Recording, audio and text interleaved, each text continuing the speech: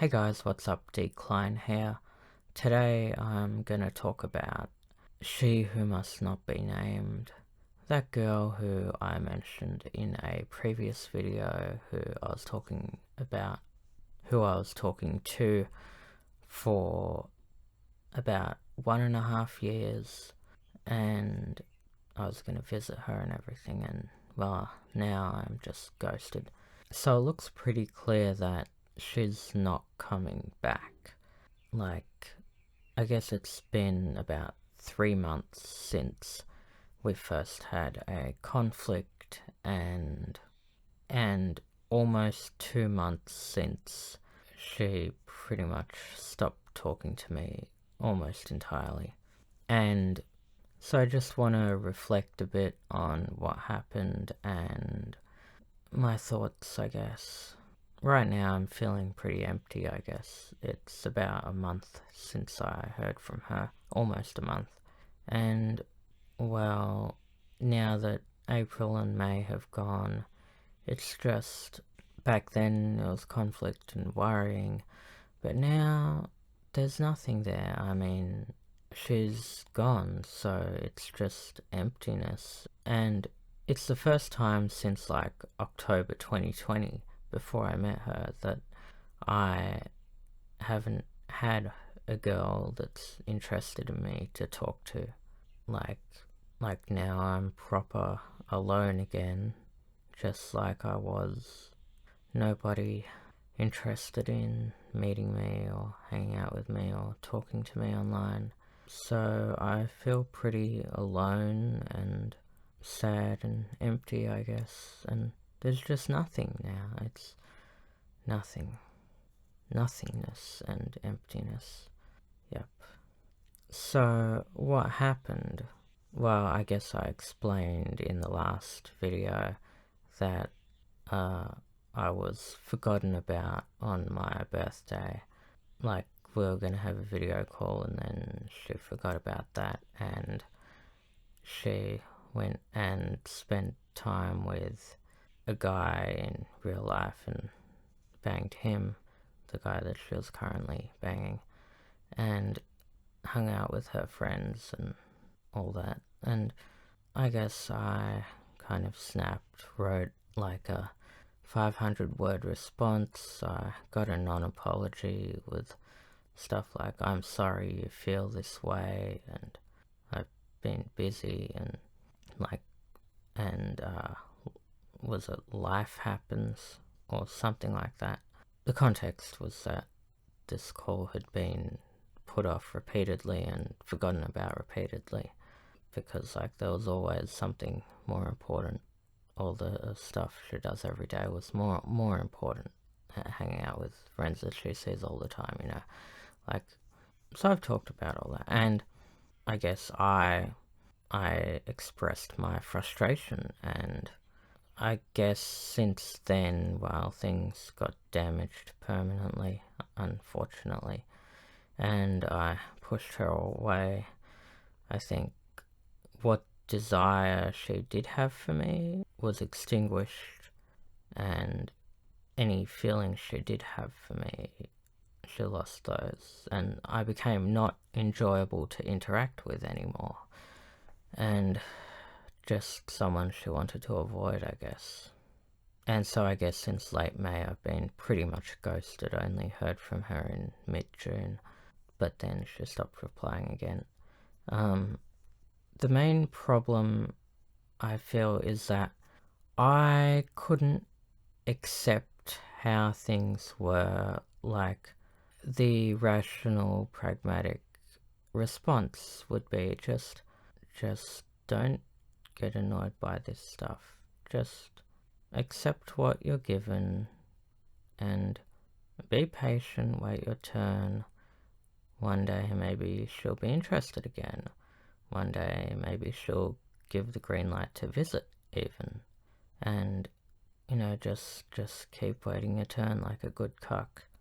But I wasn't able to accept that because I had strong feelings for her, and well, I couldn't accept that I just didn't mean that much to her, that I wasn't going to be a priority. And like, I couldn't accept that I was going to be rescheduled on and that she wasn't willing to make time for me. And basically, I couldn't accept my place. Like, and so I expressed my frustrations. Like, after, I guess, dealing with that situation patiently for about like a whole year of, on and off and all this stuff. And then I pushed her away and she lost interest, and now she's gone and she's not coming back. But yeah, how do you accept knowing your place like that you're not that important? Like, when you have feelings for someone, when you've pretty much fallen in love with them, when they've said all these things in the past to like capture your heart, and when you want them so much, and when you think about them every day and at night too, and when you want them more than anyone else in the world, and like you have such a strong emotional connection, and you have such a strong emotional connection that they've encouraged you to build that connection. And when you hear all these things like I'm falling for you and all this stuff, and then you only mean this much, this is what they're willing to give you. And I just had to accept at face value what was presented to me and enjoy it. And of course it was a facade, it wasn't the objective reality, and there were probably things that I didn't know, and I was probably being bullshitted a bit from everything I've heard, and I kind of probed a bit and asked some questions, and that pushed her away also. Initially, I thought, this situation was a sustainable situation. Like, she's poly, it was non-monogamous, because I didn't have to worry about her finding someone else and then losing interest. But, well, I mean, in reality, I was dropped and discarded easily. Ghosted just like someone who you've just met, dropped.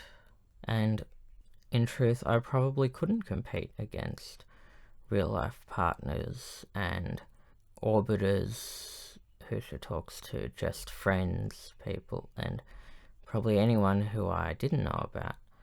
And there was also another thing that if there were things I didn't know about, then it's not a sustainable basis for an open relationship or non-monogamous, and I guess I also became not really interesting, and that's something I've learned about these non-monogamous situations, is that you're always going to be competing, really, and it's not a situation you can get a good outcome in.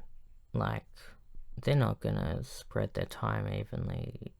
You're not going to get X percentage of time or anything.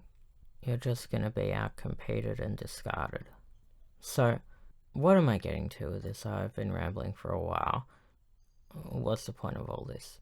I think that I need to ascend so that I can become more valuable to girls, more desirable, raise my SMV, sexual market value, to elicit better treatment from girls.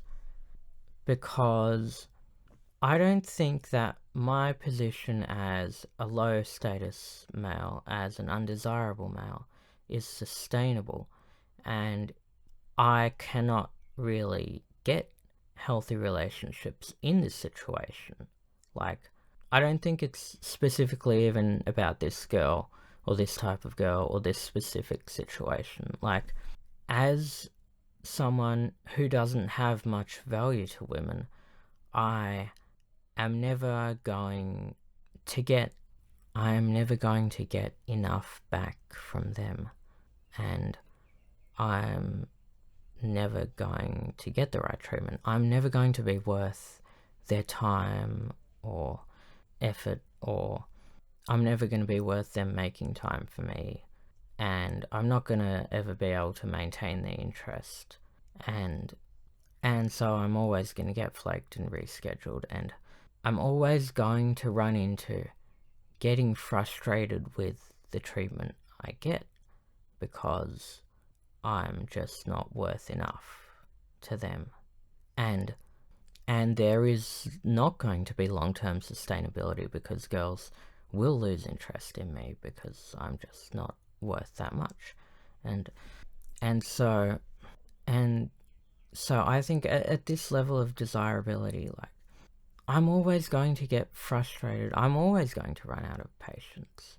Like, come on, I was patient for like a year or something. And like, if I'm not treated well, I'm not going to be able to put back what I need to into the relationship. And so that's the fundamental problem. Like, I don't think there is anything left for me at this level of desirability.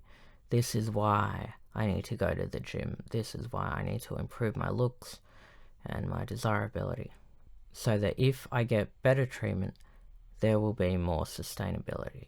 So that if I'm more desirable, I'll be able to get better treatment, and like, I'll be able to get out what I put in, and put in a good amount in return, and it'll be more positive and sustainable. Also, I need to ascend so that I can have abundance, and therefore abundance mentality, which I don't have because I objectively don't have abundance. So, I can just deal with these sorts of things and chill out. Like, if someone's only gonna give me like not much, and I'll just be like, oh, okay, fine. Like, I'll be like, yeah, okay, cool, and just be pleasant and not freak out because I have other options, and then I'll be able to generate better outcomes. And thinking about my own way that I acted, well, I think I did screw this up. The fact is, I am an emotionally driven person and a sensitive person, and yes, my feelings can get hurt very, very easily. Probably a vulnerable person, but on the other hand, I think that is important in terms of fuel and drive, like to give me reasons to do things like I feel like now I want to go to the gym and stuff to try and get out of the situation. Like, some people think just becoming some emotional stoicism, asceticism is the path, and no, I'm always going to be an emotional train wreck. That's just how I am. But the thing is, it was not necessary to make these mistakes. I like to think it gave me fuel for gym from the heartbreak, and now I'm all motivated to looks max and possibly take very drastic steps to looks max. And I can say, oh, it's a valuable lesson learned, and now I have clarity of purpose. I know that I have to become a YouTuber and become popular and looks max and look good, and I know what I want in life. I know what I want to do. It helped me set out my goals in life. But no amount of reframing is going to change the fact that I messed up, that I took actions I shouldn't have taken, that I lost my cool and I pushed her away, and that is my screw up. I messed up, and I am really sad, and well, I definitely hope that she'll come back one day, but it is not fucking happening. She's gone. She's not coming back, and I screwed up. I accept responsibility for stuffing up. I made a mistake, and it was a bad outcome.